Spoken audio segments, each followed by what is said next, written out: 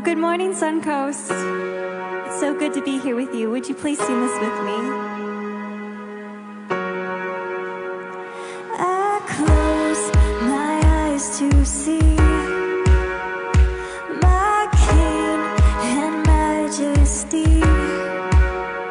Your grace compels my soul to love and draw in close. And I lift my hands and sing and surrender everything. 'Cause in you I know I'm found. And my God, to you I bow. Now until forever, Jesus, I surrender. Show me what I don't know, more of you. I'm desperate for your presence, longing to be with you. Lead me to a new place, more of you.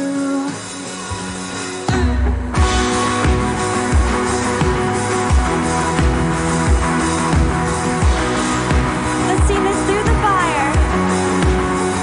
And through the fire, I'll persevere. I won't submit to any fear. 'Cause where I go, you've been before. And all my trust, it's in you, Lord. And now until forever, Jesus, I surrender. Just show me what I don't know, more of you. And I'm desperate for your presence, just longing to be with you.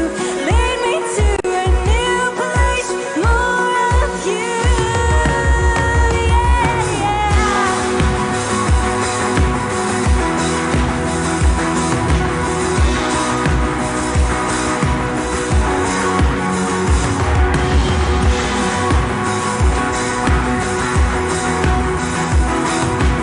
Would you sing this? Lead me to you.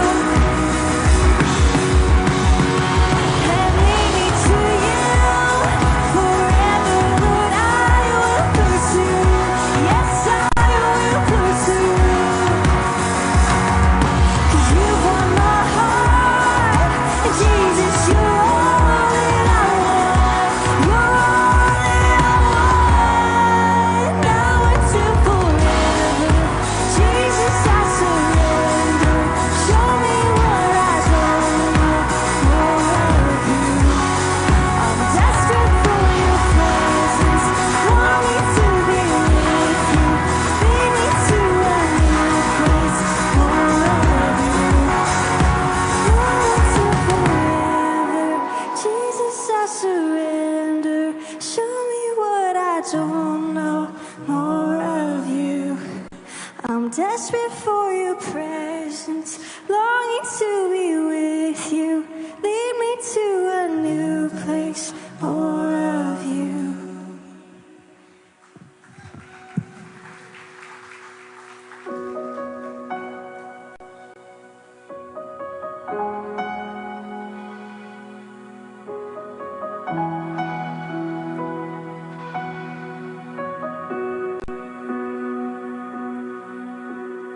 Lead me to the rock, 'cause I need something higher,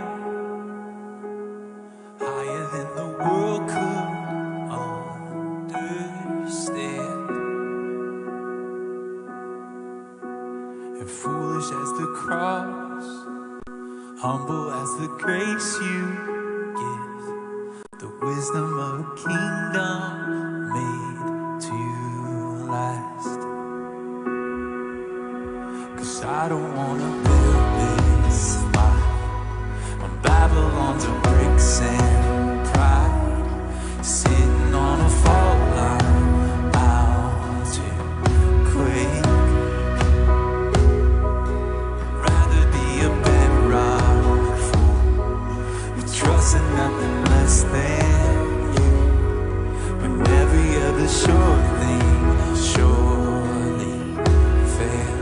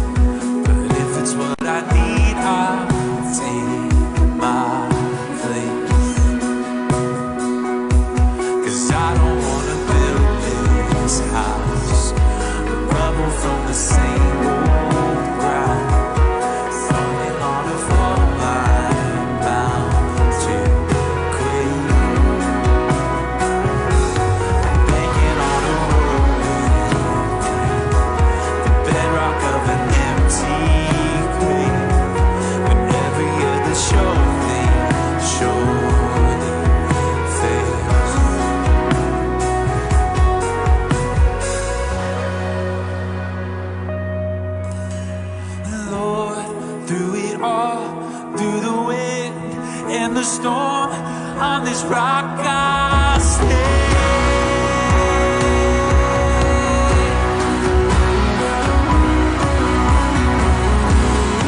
Empires may fall, pillars fail, people fall, but your love still stands.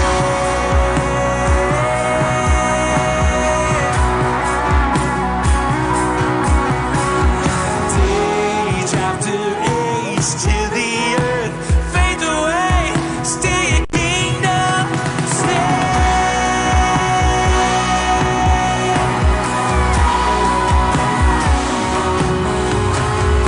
name above names, Jesus, I need your grace, 'cause my world's gone mad.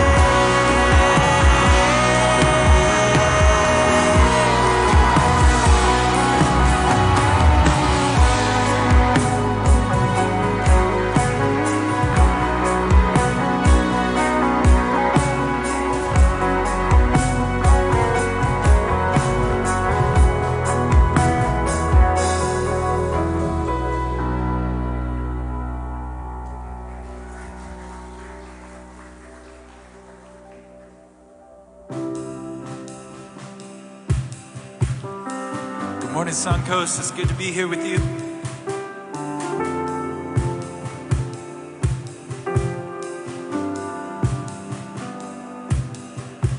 I'm out here in the open, trying to stay the back. Somewhere in between the promise and the place it comes to pass. Who knows what it will cost me or how long it'll last. But I told you I will follow, I'll never take it back.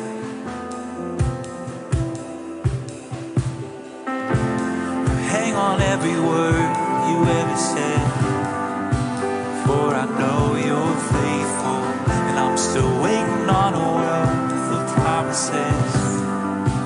For I know you're able, so if ever I stray, if ever I fall, won't you call me homeward?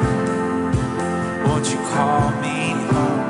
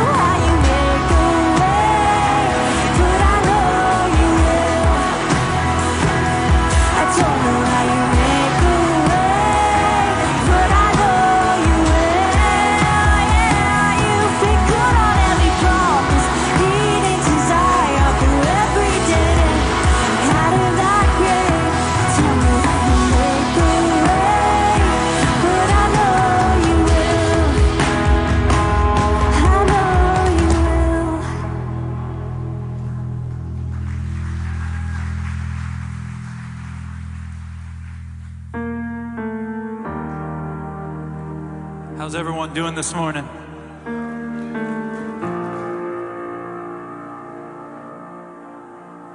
We got one more for you.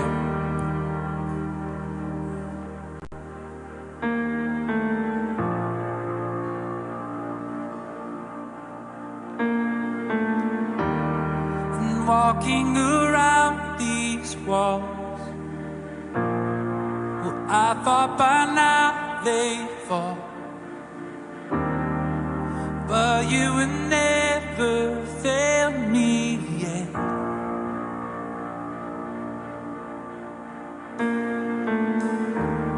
And waiting for change to come,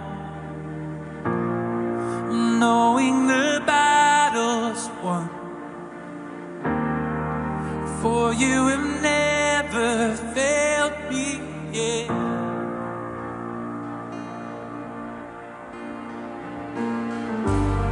Your promise still stands, and great is your faithfulness, faithfulness. I'm still in your hands, and this is my confidence. You never failed me yet.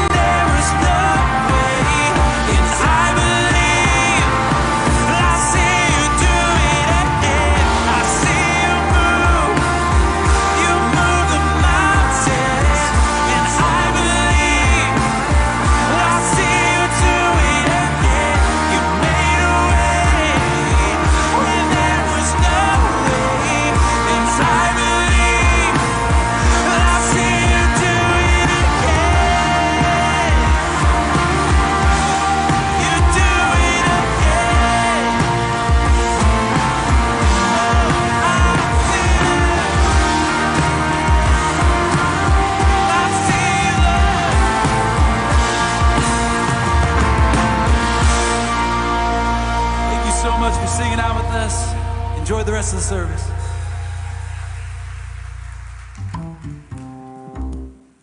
When can the expectation of others actually be a benefit to my life to help me grow and mature and become who I need to be? Well, I think when people come in on the weekend, they're looking for something, and they're expecting something. Yeah.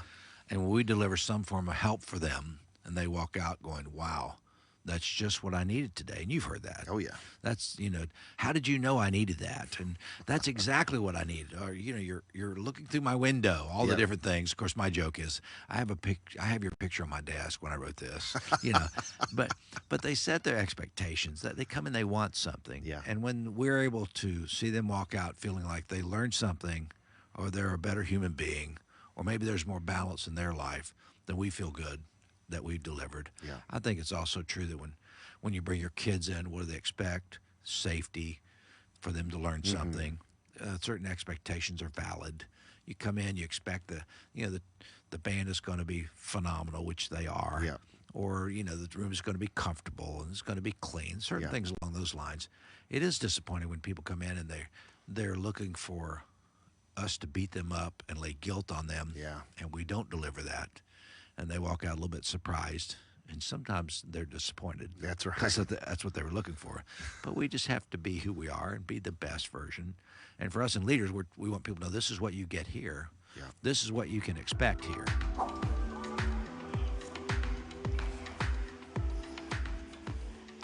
Good morning, Suncoast. Glad you're here. I'm Dr. Troy Doucet, one of the teaching pastors here at Suncoast. So whether you're live in person or watching via one of our live streams, I'm thankful that you're here today. Dr. Bauckham is out on vacation with his family in North Carolina. He'll be back next week, but I do have some quick announcements in the life of the church. We're running this sort of promotion that if you invite a guest or a friend who's never been to Suncoast, our award-winning cafe team, I call them award-winning because that cafe food is absolutely fabulous. You will have your breakfast and your friend's breakfast absolutely free. And it's one of those things that we kind of use to just bring people in, feed them, and they will hear a message of hope and inspiration.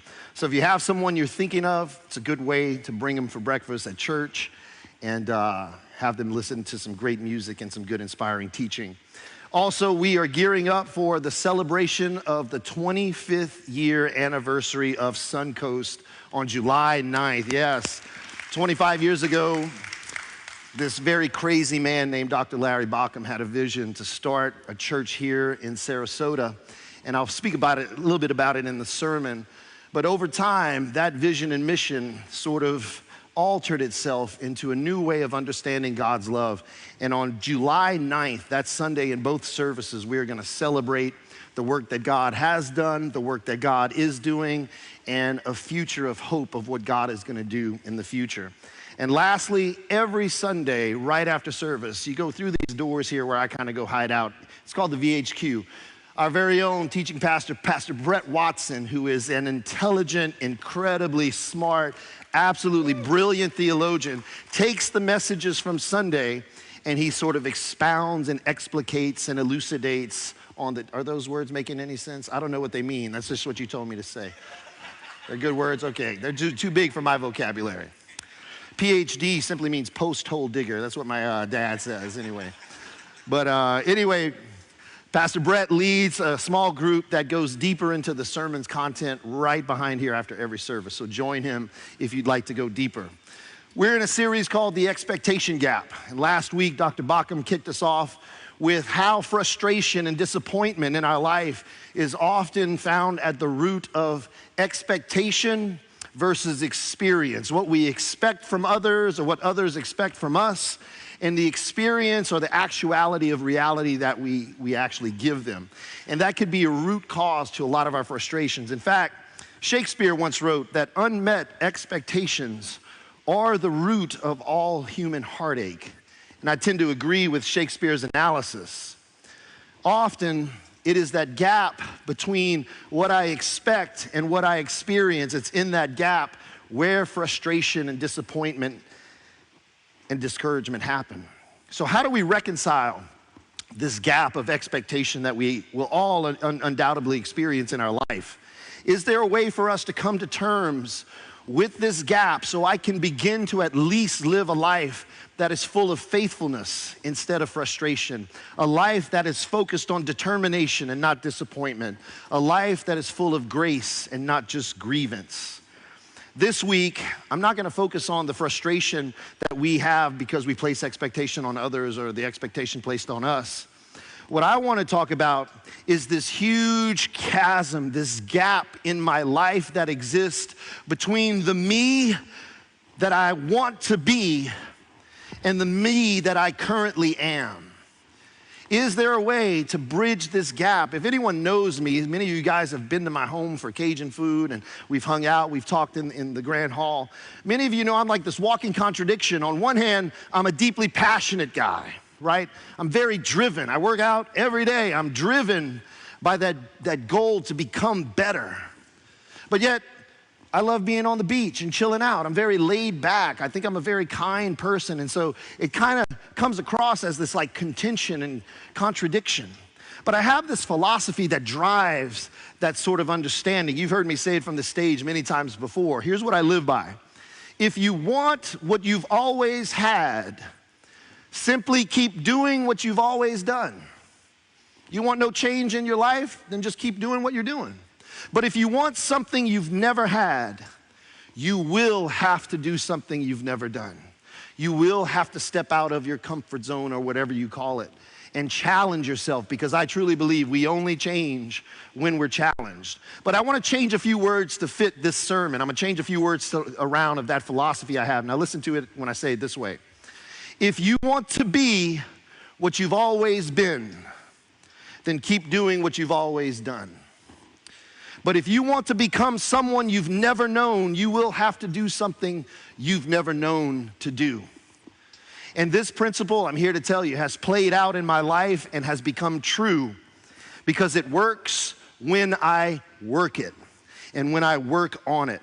If you like who you are right now, if you're happy with who you are, I'm here to tell you, you can still improve that person. You might be the best person in the world, but there's always room for improvement. And if you don't like who you are and you want to see change happen, then you have the power and potential inside of you to make the changes necessary. I'm not saying it's going to be easy. A lot of times making change in our life is very difficult. But at some point, you have to be honest with yourself when you look at yourself in the mirror and go, what is the evidence saying to me? What is the evidence that I see in the mirror? And we have to accept it and then make the changes to improve. I remember when I was doing my postgraduate studies at the University of Oxford in England, and I went to meet some friends at the pub after a class I had given a lecture on, and I'm sitting at the bar and I order a pint of beer. And the bartender, who's obviously from England, hears my accent because we Americans, we have the accents over there, right? And he goes, well, I have a horrible British accent, so forgive me. He goes, well, hey, mate, where about you from? And I went, oh, United States? He goes, but yeah, where about, what state? And I went, Texas. And he was like, Texas? Mind if I ask you a few questions? And I was like, oh boy. Here we go. Yeah, sure, bro. He goes, do you have a cowboy hat? And I went, I have two. I got one for spring, one for fall. And he's like, awesome. He goes, do you have cowboy boots? I was like, is this dude like stereotyping me because I'm from Texas? And I go, yeah, man, I have a pair of cowboy boots. He was like, I knew it. And he goes, now what about one of them big shiny belt buckles? You got one of those? And I went, well, crap, yeah, I do actually, you know. And the big one, he goes, what about a gun? Do you own a gun?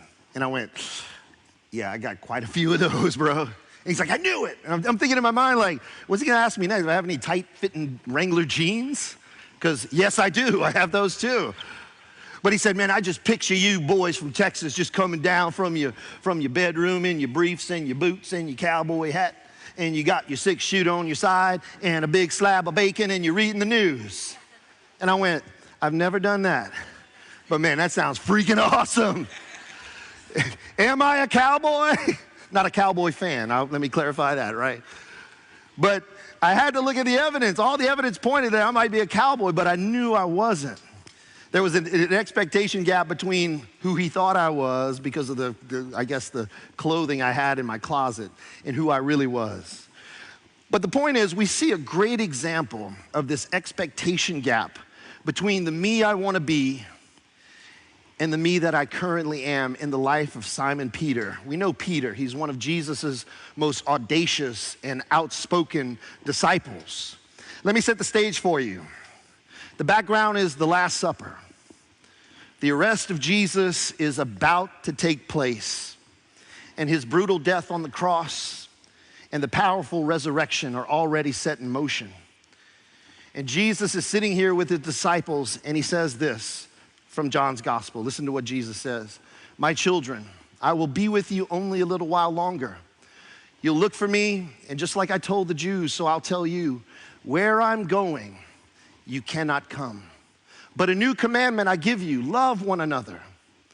As I have loved you, so you must love one another. And by this, everyone will know you're my disciples if you pray the prayer of salvation.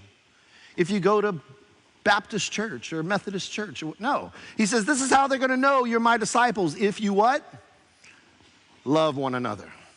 And then here's Simon Peter. Lord, where are you going? And Jesus said, I just told you. Where I'm going, you cannot follow now, but you will follow later. That's going to come into play in Peter's life real soon. And then Peter asked, Lord, why can't I follow you? I will lay down my life for you. And Jesus answered, will you really lay down your life for me, Pete? Very truly, I tell you, Peter, before the rooster crows, you will deny me, disown me, disappoint me 3 times. Mark's gospel records a very linear parallel passage. I'll read it. It says in Mark's gospel, chapter 14, Jesus told him, for it's written, I will strike the shepherd and the sheep will be scattered. But after I've risen, I will go ahead of you in Galilee. And Peter declared, even if everyone falls away, Lord, I will not. Truly, I tell you, Jesus replied to Peter, today, before the rooster crows, you will deny me 3 times. And Peter again insisted emphatically, even if I have to die with you, I will never disown you.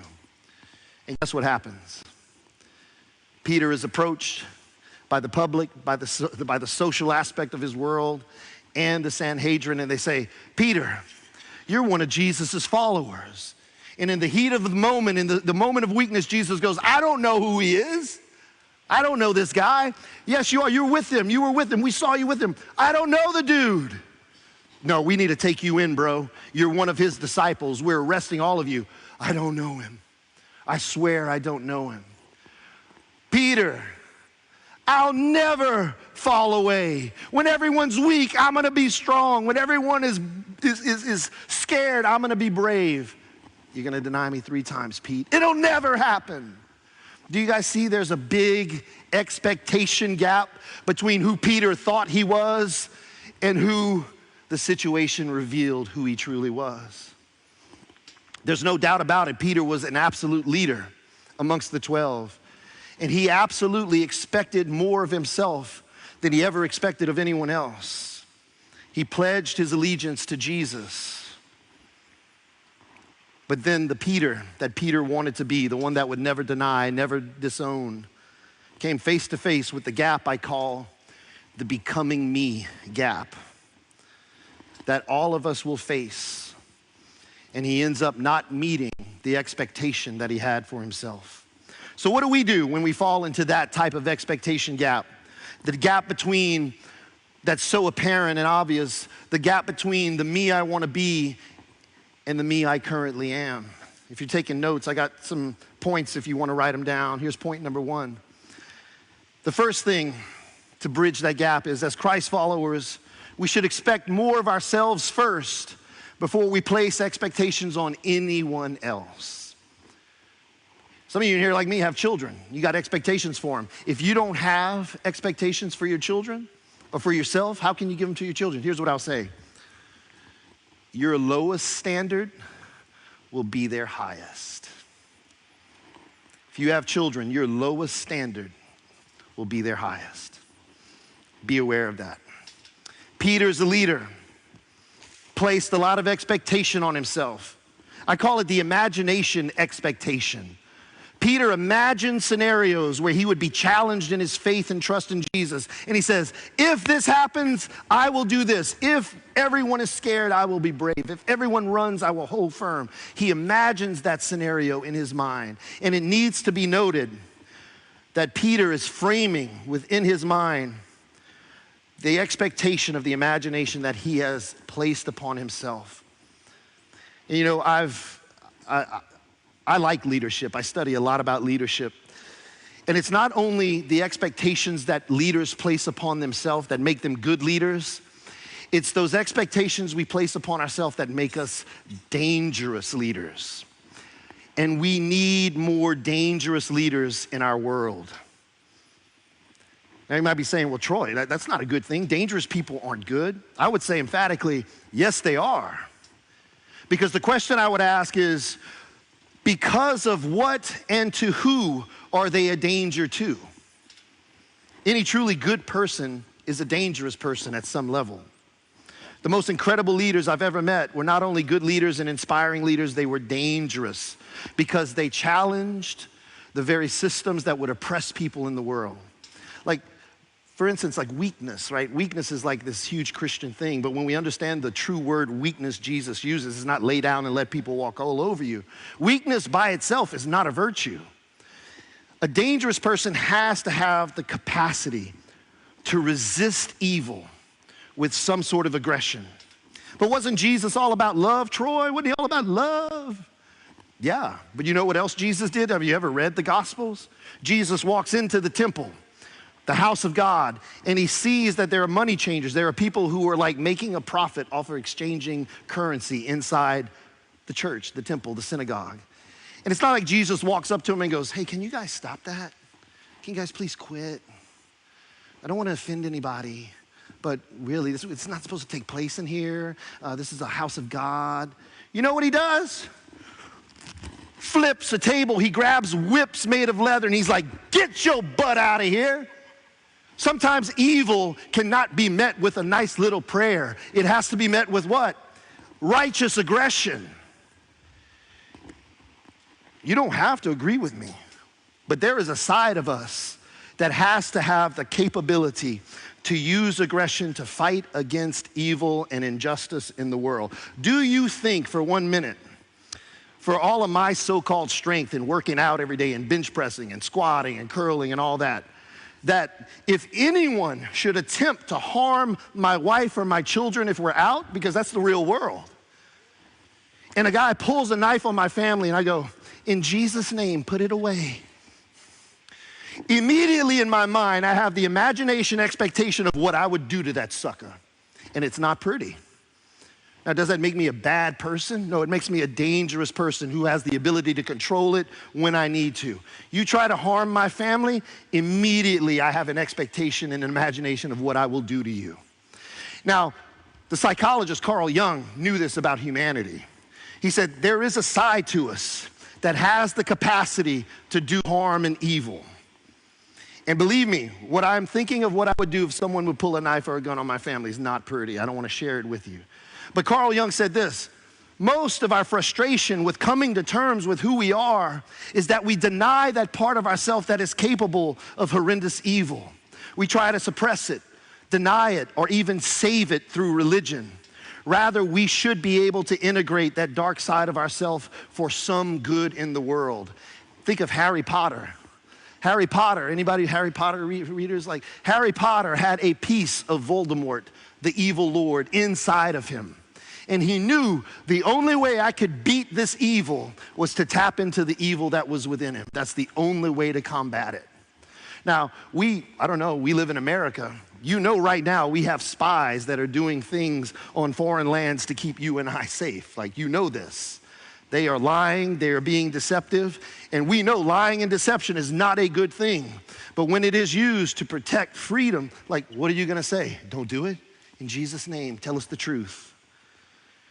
There has to be a capacity for us to do it. You have to have a dangerous side to become who God truly wants you to be. But yet, the other side of that coin is not also I have the capacity to hurt evil in the world, to dismantle it. But it is also a very dangerous thing to love someone who is unlovable. To extend forgiveness and grace and compassion to someone in a moment of weakness that has done the unthinkable. Yeah, sure, Jesus flips tables and whips people out of the synagogue, and many of you are going, yeah, Jesus. Ooh. But guess what? He also looks down on the men who nailed him to the cross and says what? Father, forgive them. They do not know what they're doing. That's dangerous as well. It is. Why? Because Jesus showed us how to cross over this expectation gap of who I am and who I know I can be. And what and who am I supposed to be? Just like Jesus. To be that walking sort of contradiction where I confront evil with a dangerous aggression to defeat it, but also confront evil with grace and forgiveness and compassion. I follow a lot of dangerous leaders right now, if I'm being honest. Jesus is one of them. What was he a danger to? The very religious system he was a part of that he was trying to show blocked people from understanding the true love of God in the world. He was a danger to that system. So guess what they did? They executed him. I follow a very dangerous man right now named Dr. Larry Bockham. He don't look very dangerous with that white hair, does he? But yet he is dangerous. Why? Because he had the expectation, imagination to shift and deconstruct his own theological understanding about what it meant to experience God's love in the world. He understood that God's love does not come by me simply inviting God into a place where God is always already residing. How ridiculous is that? He came to understand that Jesus did not come to save us from a place. Jesus came to save us to a life, a dangerous life where we expect more of ourselves to become the version of ourselves that can change the world with the love of God that is always already within you. That is the truth, unadulterated, period. And when you awaken yourself to that truth, you become a very, very dangerous person. And not many people like it. I get hate mail every week when I preach. Lots of emails telling me I'm a heretic and I'm going to hell or whatever for preaching this. That's okay. Let's talk about it. Let's go sit down and rap about it. But I understand why they believe it's dangerous, because I'm not sitting here saying you're a rotten sinner. There's a place for people who are like that, blah, blah, blah, blah, blah. If you don't, whatever. When you begin to expect more from yourself than you do of anyone else, your life begins to transform into Christ-likeness. In that moment, Peter made a bold and very dangerous claim. I mean, think about Peter. You guys know Peter. Peter is the same guy who walked on the water with Jesus during a very dangerous storm. Peter boldly confessed this very dangerous proclamation. He says to Jesus, "You are the Christ, the Messiah, the Son of God." That articulation would have gotten Peter stoned if he would have said it in front of the religious leaders. The same guy Jesus looks at and says, "Peter, you got it, bro. On that rock, that truth that you just said, I'm gonna build the church that's gonna change the world." That same guy, Peter, who did those amazing things, denied Jesus 3 times. But you know what the difference was? Jesus knew Peter's heart. He knew that Peter had that imagination, expectation of himself. He just wasn't fully prepared to live it out. And I'm here to tell you that many times, the expectation gap in our life between who I want to be and who I am is happening and perpetuating because we're not willing to do the preparation work that needs to happen to become who I know I can be. And that's point number 2 if you're taking notes.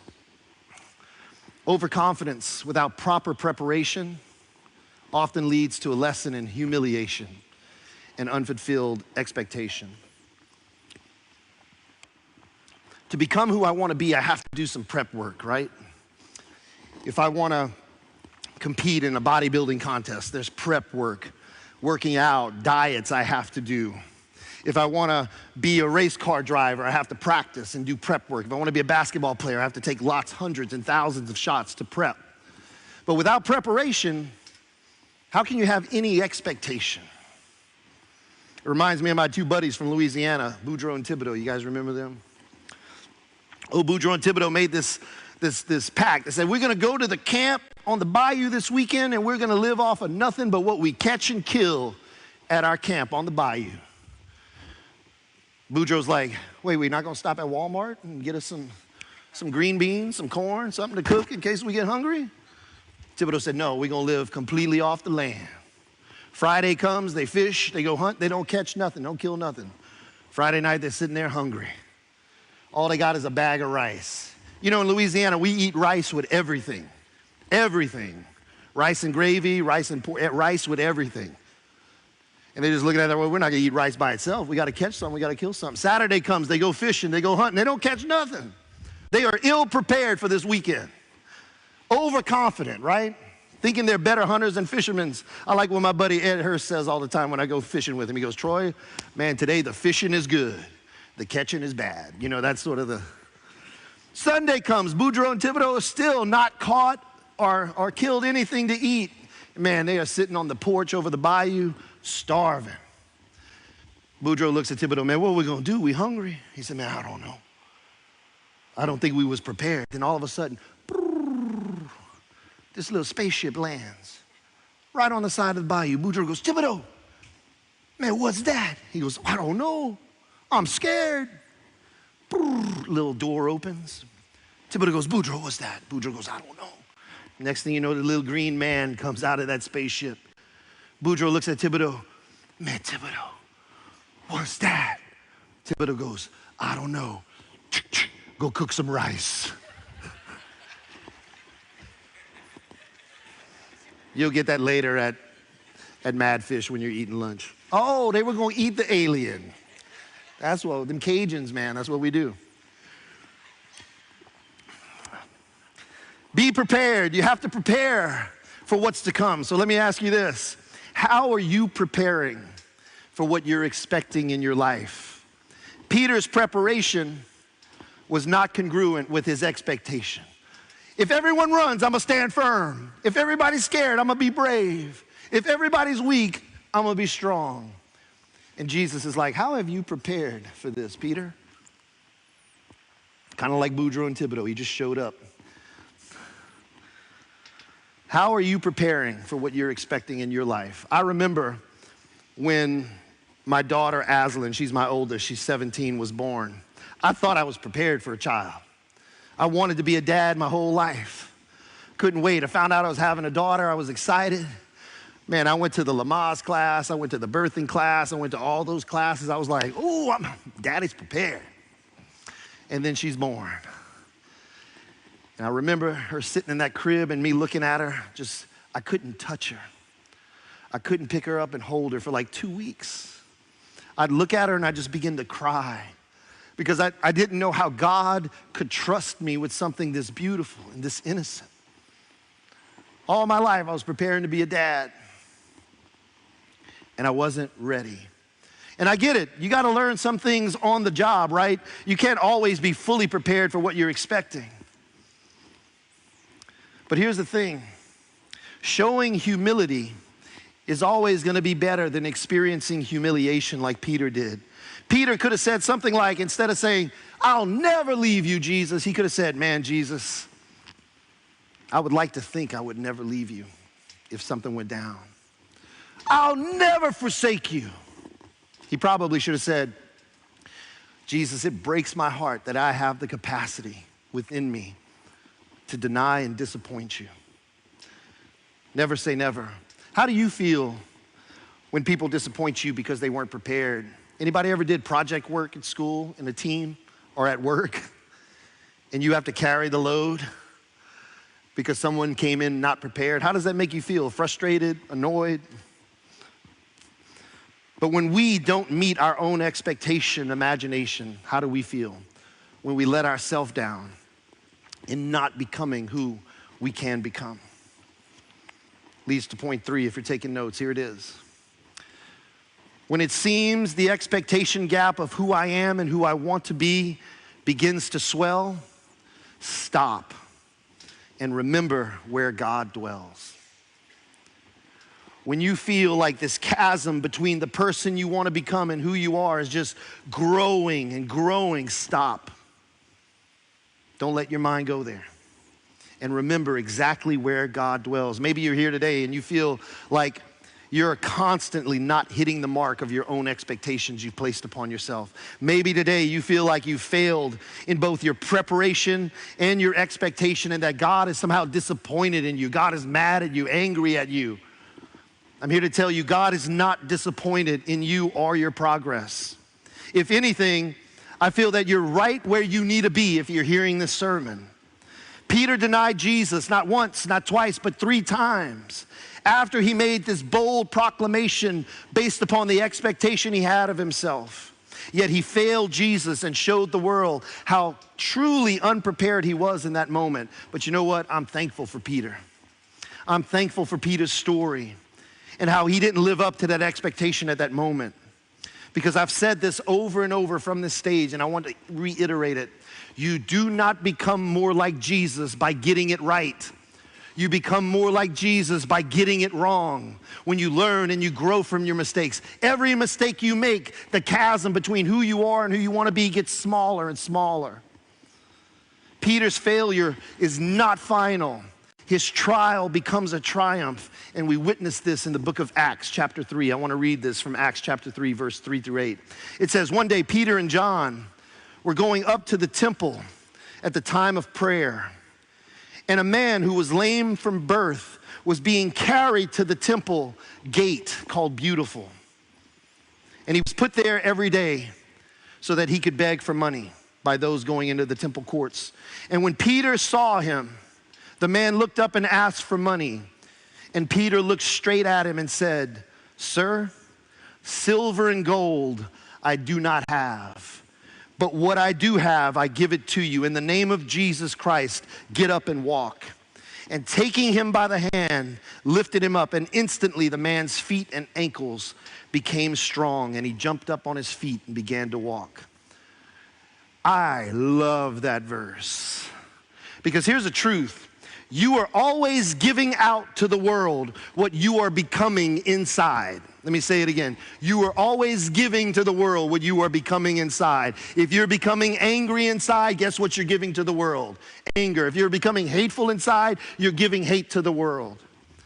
I want to reread that verse and add like a little paraphrase that I like to read. Peter looked at the lame man and he said, "Silver and gold I do not have on me to give. But what I do have within me, Christ, I give it to you freely. Get up and walk." And he reaches down and he helps the man up and he begins to walk. Peter is no longer giving out denial and disappointment and doubt. Peter is giving out hope, healing to people around him. You know, I don't care if you're skeptical as to whether or not that actually happened or if this is like a literal verse where a man was literally healed. Doesn't matter. Because the truth is that no doctors back then existed like we have now. And if doctors that are doing things now did that back then, they would still consider that work of medicine a miracle back then. We've just become too comfortable with it. One of my good friends who's a doctor told me one time, he said, "I am great at bandaging up the wounds on the outside, but it is still God who has to do the healing on the inside." My prayer for you today, Suncoast, is that God begins to reveal to you the you that he longs for you to be, that looks like him. Let me pray for you, Suncoast. Father, I pray for my friends right now, my community, my family, that we would begin to see that the God of 200 billion galaxies is always already existing and dwelling within the 37 trillion cells that make me me. God, may we come to realize today that this expectation gap between the me I want to be and the me I am can easily be bridged by filling that gap with your love, with your grace and your truth. God, may we always see that you have always already loved us, even when we didn't know it, see it, or believe it. I pray this in the strong name of Jesus. Amen. Stand with me, Suncoast. I want to tell you a story before I let you go.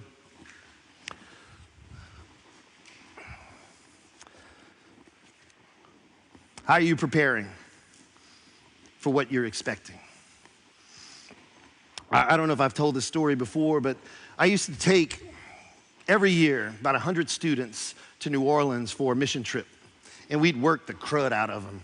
We'd rebuild homes from like 9 to 3, go shower, and then we'd go work with homeless people from like 5 to like 9 for a week long. And this one night, it was like our first or second night there. We were there all week. And we had a very powerful worship service. And I called people forward who needed prayer for whatever was happening in their life, whether people wanted to be healed or they needed something God to do, some mountain to be moved in their life. And I remember this big man, this African-American man, he must have been 6'7", 6'8", came to the front. He was a larger-than-life figure. And I couldn't pray for everyone. There was like 150, 200 people at the altar. So I turned to my students, and I looked down, and next to me is a sixth grader, sixth grade, redhead ginger boy named Jackson Pacifica. Jackson was in 5th grade just a month ago, and he was so excited to go on this mission trip, 6th grade. And he looks at me and says, Troy, who do I pray for? I said, go pray for that man right there. And here comes little Jackson Pacifica, no taller than this, looking up at this big mountain of a man. And that man looks at me and goes, you serious? I said, oh yeah. And Jackson just looks and goes, how can I pray for you? And I remember this giant man looks down and he says, man, I'm just trying to get my life right. I'm trying to bridge the expectation gap of who I am and who I know I can be. So I filed some paperwork. I'm trying to get an apartment. I'm trying to get my own place. I just need this paperwork to be approved by the city. I'm working hard. Little Jackson Pacifica put his hands on this man's shoulders as best he could. And I listened to a 6th grader pray a prayer that would move any mountain in your life. The words he was sputtering was just like, God, I pray for my friend Johnny, blah, blah, blah, blah, blah. Moved me to tears. 2 nights later, I didn't see the man the second night. 2 nights later, I see this big giant man again. And he comes up to me and goes, where's that little boy? I went, hold on. What's up? He's like, I need to see that little kid. I said, Jackson, come here. That man grabbed. Hey, buddy, I got the apartment. What? A week or 2 later, we got together with our students to share our stories from that New Orleans mission trip. So we had a lot of our church members, obviously all of my students' families and mom and dads were there. And Jackson comes up. I said, hey, buddy, tell him what happened. And he said, I prayed for this guy that God would just help him get this apartment. And he's a little 6th grader, bawling his eyes out. And he said this, I'll never forget when he said this. He goes, I wanted him to get that apartment probably more than he wanted it for himself. You think he's preparing for an expectation he has on his life? Absolutely. And let me let you know this, God is already inside of you. His love is already within you. And he longs for you to become more like he is every day, probably more than we want it for ourselves. So Suncoast, may you go today and live in that reality that God longs to prepare you to be like him. He loves you today, so do I. Have a great Sunday, Suncoast.